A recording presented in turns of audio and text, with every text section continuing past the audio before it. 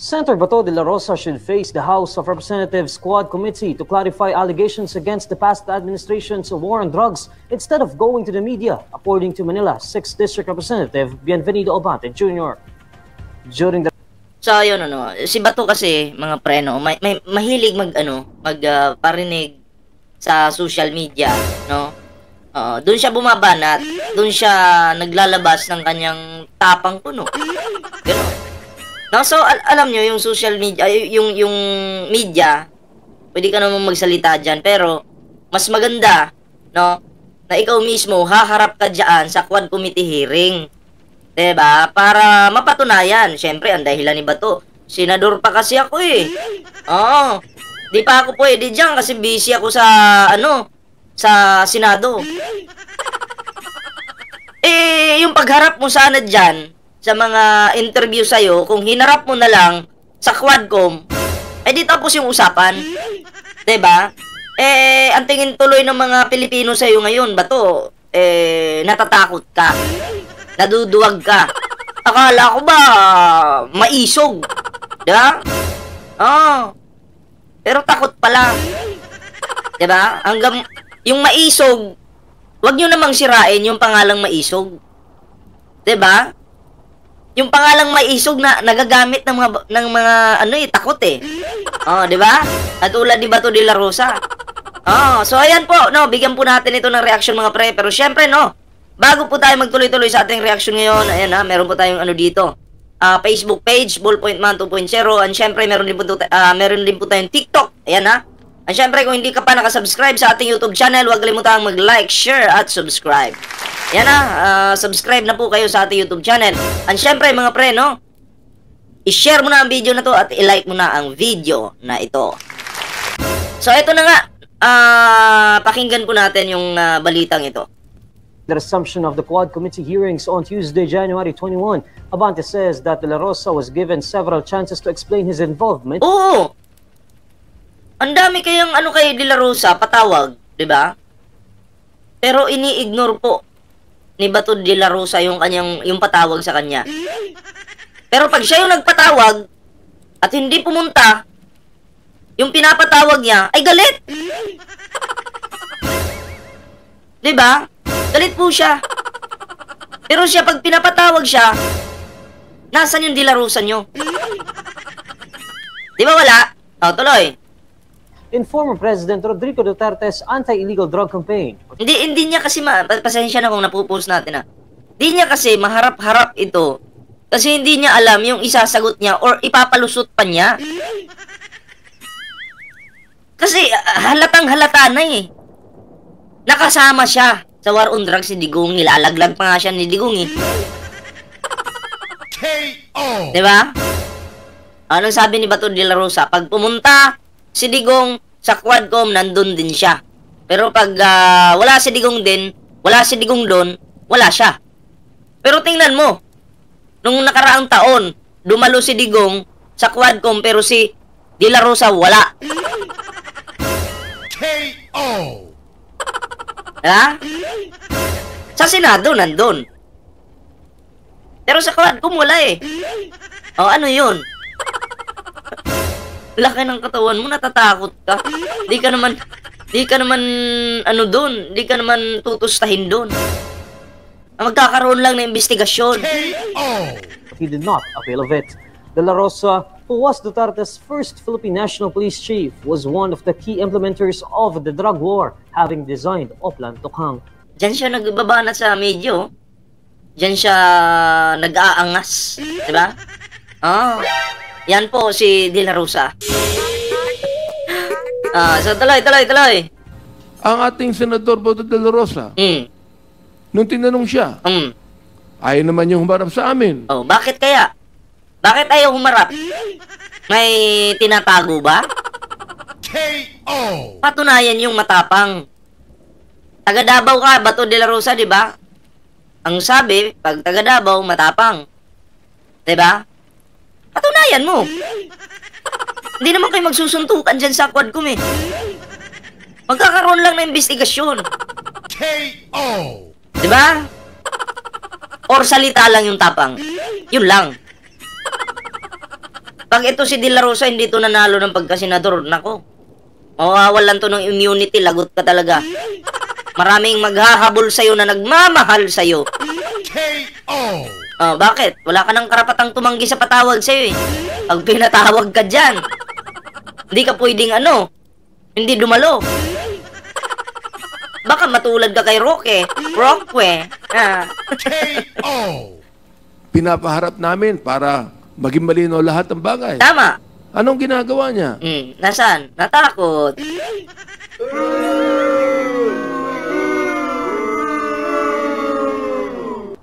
Nagpupunta sa media. Kung ano-anong pinagsasabi niya. Aside from his challenge, Yun naman pala eh. Kung ano-ano palang pinagsasabi ni Bato sa media. Diba? Doon siya naglalabas ng angas niya. Wag doon. Siyempre, pag media, ikaw palagi yung tama doon. Walang babara sa'yo. Diba? Punta ka sa Quadcom. Doon mo ilabas yung angas mo. Diba? Doon ka mag-angas. Doon mo ilabas yung pangil mo. Di ba may pag ganun-ganun ka pa? Di ba may pag ganun-ganun ka pa? to De La Rosa, Abante also calls on other critics to appear before the Quad Committee if they claim the hearings are politically motivated. Kung meron man dito nagsasabi na we're gathered here because of politics, gusto namin humarap siya rito para sabihin sa amin directly. Ayaw po natin mahulog ang bansa. Maganda talaga yan. Diba? Harap-harapan talaga, diretsahan. Pag may itatanong sa'yo, sagutin mo. Kung may hinanakit ka sa kanila, banatan mo. Diyan natin masasabing, ay, iba talaga si De La Rosa, maangas talaga, matapang. Diba? Sa droga. Ayaw po natin yan. Pero ayaw din natin na ang buong Pilipinas maging killing fields. Na pumatay tayo. Na hindi sinusunod ang ating saligang batas. Inquirer.net has sought the side of De La Rosa but he has yet to respond. Last June 2024, Abante's panel invited Duterte and De La Rosa to shed light on human rights issues amid claims that police officers implementing the drug war were involved in extrajudicial killings. Ito po yung kasunod niya na, may kasunod po yan. Ito po yung kasunod. In what? In pursuit of truth, justice, and accountability. Kung meron man dito nagsasabi na we're gathered here because of politics, gusto namin humarap siya rito para sabihin sa amin directly. Tama. May mga taong pinapasalamatan ang dating administrasyon sa war on drugs. Kini-question kami. Yung mga tao na pinapasalamatan yung war on drugs, yun yung mga utak demonyo. Diba? O malay natin, nagpasalamat sila sa war on drugs ni Digong kasi, bakit? Malay mo, isa sila sa nagkaroon ng ganun. Alam nyo, may mga ibang tao dyan na gusto po nila talagang mabalik yung war on drugs ni Digong. Kasi bakit po? Sa panahon po ni Digong, sa war on drugs po ni Digong, may ganun. Kaya nga lang, kahit may ganun, marami naman buhay ng tao yung nawawala. Kahit inosente, pinapatay po nila. Bakit? Ginawa po nilang negosyo yung buhay ng tao. Kahit inosente ka, magaling naman sila magtanim Walang problema. KO! Diba? Kaya yung mga galit sa panahon ngayon ni PBBM, yun yung mga tao na nabitin sa kitaan sa war on drugs ni Digong. Biglang natigil Diba? Kaya hindi natin masisi. Tanga sila.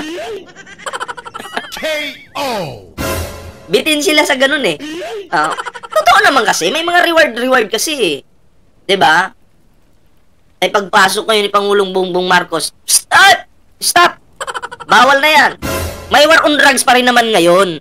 Meron po sa panahon ni Pangulong Bongbong Marcos, pero iba po ang paraan. Hindi po pagpatay. Diba? Yun. Kumbaga, ang ating Pangulong Bongbong Marcos, naniniwala, may batas eh. Hinahayaan niya yung batas. Hinahayaan niya yung proseso. Diba? Kung mas maganda ba na ang Pilipinas ay mahulog sa droga kaysa labanan ng droga? Mas maganda para sa mga sumusuporta kay Digong. Mas maganda na mahulog sa droga yung Pilipinas. Yan yung mga utak ng DDS. Bakit? Pag maraming droga sa Pilipinas, may kita yung mga nangangailangan ng reward. O mahilig sa reward. Diba? Gusto nila dumami yung droga. Gusto nila magpakalat ng droga or mahulog sa droga yung bansa kasi para yung mga tao na yon may kitain din naman. Yun nga lang, gagawing negosyo yung mga Pilipino. Yung buhay ng mga Pilipino. Diba? KO. Kaya nga, atat sila na patalsikin ang Pangulong Bongbong Marcos para si Sara Duterte pumalit na. Bakit? Para matuloy po ang war on drugs ni Digong at para tuloy ang mga reward na yan. Kasi yung mga hindi naman po lahat ng kapulisan pero may mga kapulisan noon na tuwan-tuwa pag may nadadali sila kahit inosente. Bakit? May pera eh. Biglang nawala yun. Siguro malaki yung mga utang ng mga yon. Kaya ang galit sa Pangulo ngayon. Iniisip na mo yun, alis na dyan, Pangulong Bongbong Marcos, para si Sara na yung pumalit. Para yung negosyo namin na pagpatay, tuloy-tuloy. Para yung kita namin, tuloy-tuloy. Ganon yun. KO. Sinabi namin, inulit-ulit namin dito, sinuportahan namin ang dating administrasyon sa war on drugs. Binanggit ko sa ating former president, ang hindi ko lang maintindihan kung bakit kinakailangang pumatay ng more than 30,000 people. Tama. Para Oy, sabi ni mawala Digong ang drugs. sabi ni Digong, 30,000? Sino ba yung mga pinatay nyo na yan? Presidente ka eh. Natural, hindi mo na malalaman yan. Kung sino-sino yung mga pinatay. Importante, may utos ka. Diba? May utos ka. Sabi mo pa nga, encourage them to naman laban eh. Hindi mo nga alam kung sino yung mga nanlaban eh. Huwag ka na magtanong. Natural, hindi mo na malalaman yan sa sobrang dami ba naman yan? At sa sobrang takaw ba naman ng mga alagad mong mamamatay tao? Takaw ng salapi? Kaya kung sino-sino na lang yung pinapatay at tinataniman? Natural, hindi mo na malalaman yun. At bakit mo paaalamin? Wala ka ng paki doon. Importante na patay mo sila at magmukha kang gumagalaw, nagtatrabaho, tapos ang usapan. Diba? Kasi ang mindset kasi ng Pilipino noon, pag may napatay si Digong ng mga adik, nagtatrabaho daw para sa bansa. Mali yun. Mali. Diba? Ang pagtatrabaho po para sa mga Pilipino, para sa bansa, hindi po pagpatay. Tingnan mo, bumagsak po yung ekonomiya natin nung si Digong yung naupo. Lalo tayo naging basura. Bakit? Marami pong nawala ng trabaho. Nagmahal yung bilihin. Diba? Tapos marami nang nanlilimos sa daan kasi wala nang trabaho. Diba? Ganun yun. Pero ang patuloy na yumayaman, unang-una si Digong. At yung mga aliporis na. Sila busog palagi. Yung mga Pilipino gutom. Yun yung totoo dyan. KO. Ngayon, alam nyo na. ang question dito ito, nawala ba? Hindi nawala ang drugs. Ganun pa rin. Ang Sa totoo lang ito kahit sino pong maging presidente ng Pilipinas, nandyan po yung drugs. Di po mawawala yan. Pero, may kaibahan. pwede siyang bumaba or mabawasan. Ngayon nga, nababawasan nga eh. Hindi man mawala, pero nababawasan. Kasi wala po tayong death penalty eh. Diba? Eh kung magkaroon sana ng death penalty dito sa ating bansa, eh matik mawawala yan. Eh wala kasi. Pero tinanong sa panahon ni Digong. Oh. Sa panahon ni Digong, grabe. Ang dami. Diba? Bakit? Ang dami pong gumagamit sa panahon ni Digong. Ganito kasi yan. Ganito yan ha. Bibigyan ko kayo idea. Sa panahon ni Digong, magpapakalat si Digong ng tauhan. Oh, ikalat nyo tong mga pulburo na to ha. Oh. Magbenta kayo sa kanto-kanto, ganun. Tapos, mag-uutos naman si Digong ng papatay. Okay? Oh, ayan, dyan na lugar, dyan nagpakalat tayo ng dyan, pulburon. Oh, ito yung water gun, oh, pagpapatayin nyo yan, ha? Tapos magkakaroon kayo ng reward. O bakit ginagawa ni Digong ito? Para magmukhang mabango yung pangalan niya at matakot yung mga Pilipino sa kanya. Kasi bakit po? Gusto niya ang buong bansa, gusto niyang gawing Davao na siya ang kinakatakutan sa Davao. Gusto niya lahat ng mga Pilipino matakot sa kanya. Buong bansa matakot sa kanya.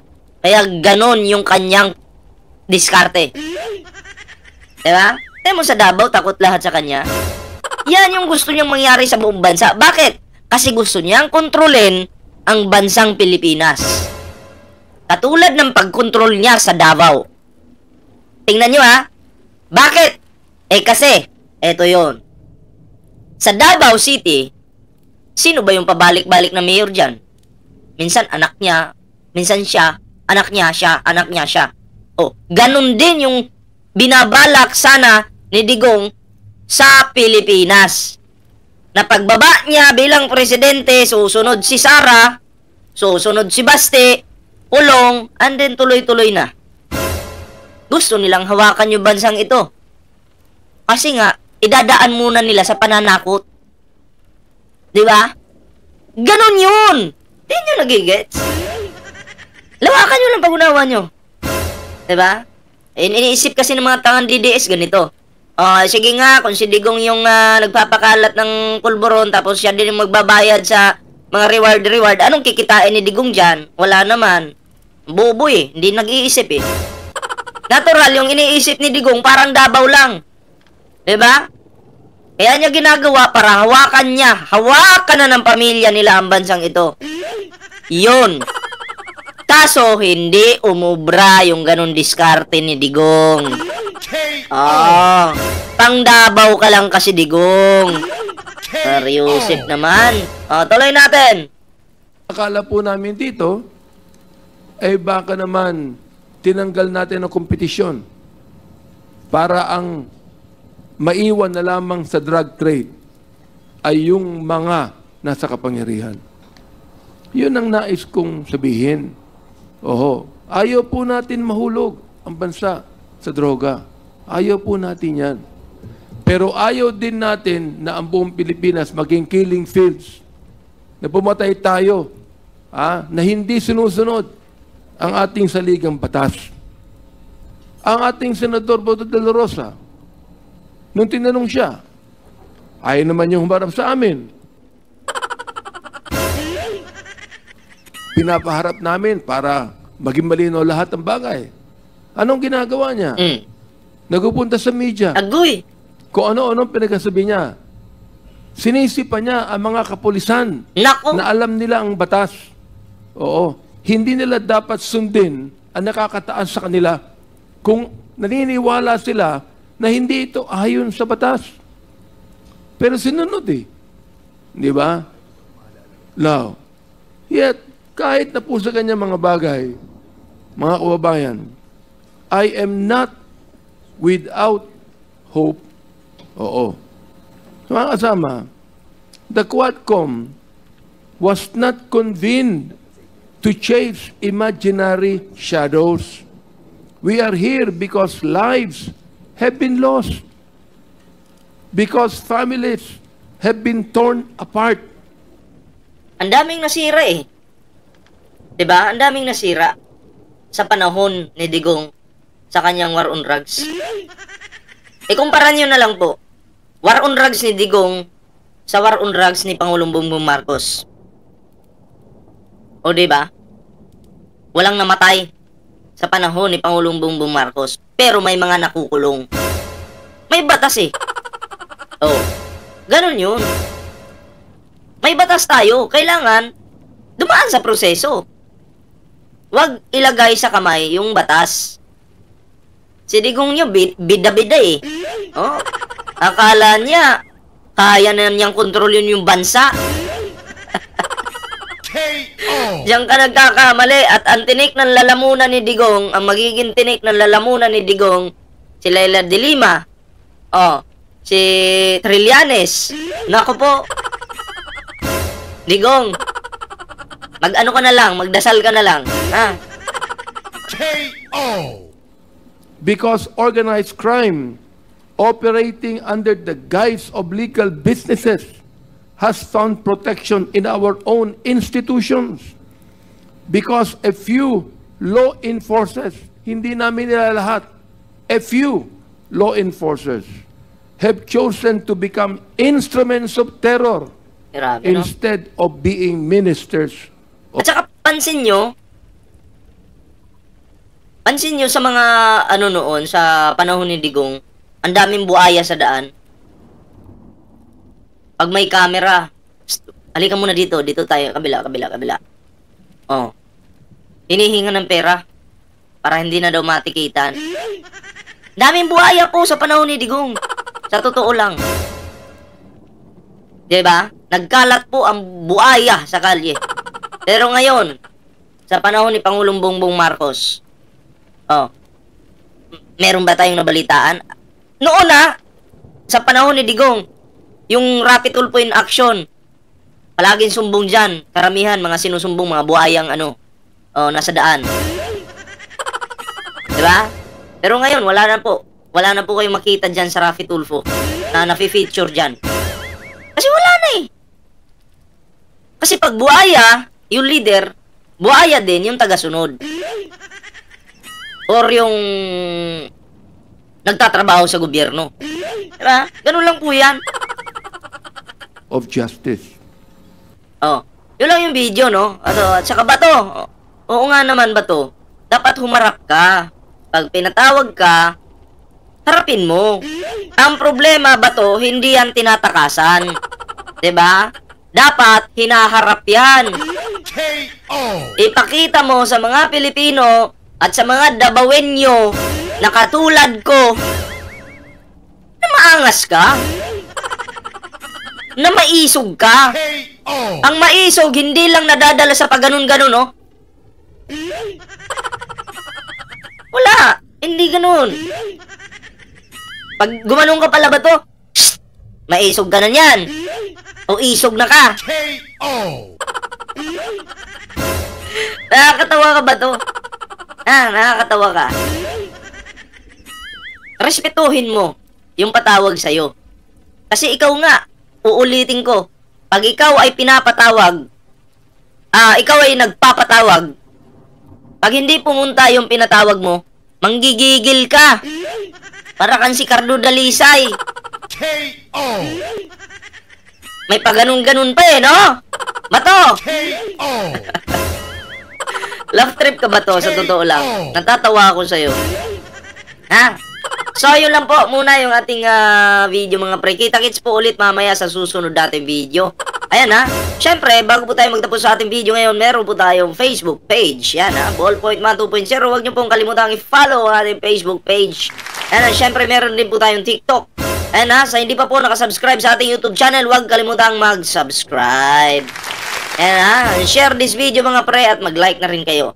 And also, ring the notification bell para updated po kayo sa bawat uploads po natin. So, ayun lang po muna yung video natin. Ingat po. Kita-kits po sa susunod na video. Ingat and babush!